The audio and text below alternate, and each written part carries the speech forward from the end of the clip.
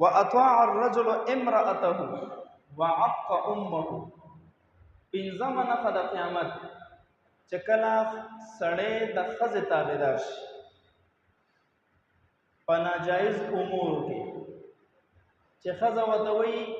مور او پلار پرېږده، دا ورته یې ښځي، د رونو نه جدا شه ښځي، چې څه قسمه ناجایز خبره ورته کوي دا تابعدار وي بالکل. او د دې په مقابل کې وعق امه، د مور نافرمانه د مور او پلار، د مور او پلار په خبره باندې ښځې ته ترجیح ورکوي، ښځه مې صحیح وایي، مور او پلار مې نه پوهېږي، بوډاګان شو. نو فانتظر الساعه، بیا د قیامت انتظار کوه چې داسې حد ته مونږ ورسېدو چې د چا نه پیدا یو، چا چې مونږ سره تکلیفونه برداشت کړل، 9 میاشتې په خېټه باندې وګرځولو، پلار زمونږ دپاره مشقتونه برداشت کړل، حلال رزق یې مونږ ته مهیا کړی دی، بیا مونږ وایو نه چې ښځه مې ټیک وایي مور او پلار مې په غلطه دي. دا اصول یاد ساته، کور دی خامخا خفګان به راځي، خبرې به راځي، خو چې کله ستا د ښځې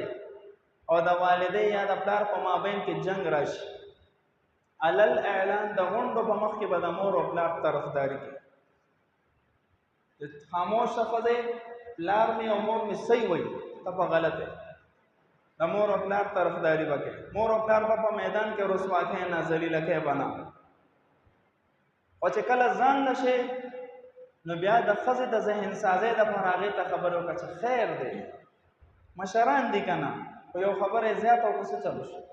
ته د الله رضا دپاره معاف که تعالی او پې الله اجر درکړي. د هغې ذهن سازي مو وکړه چې هغه په کور کې دا محسوسه نه کړي چې یاره زه خو په دې باندې بوج یم، زما عزت نشته، نه به خامخا فساد جوړوي، د دې فساد نه پس په نورې داسې فسادي خبرې کوي، د دې نه پس په نورې داسې خبرې کوي چې انتشار به جوړوي. ځکه ښځه ناقصات العقل والدین، دین هم ناقص دی او عقل هم ناقص دی، په خبره زر نه پوهېږي. نو سړي لپاره پکار دا دی چې دا عقل مندۍ په بنیاد باندې په مجلس کې د مور او پلار تعین وکړي،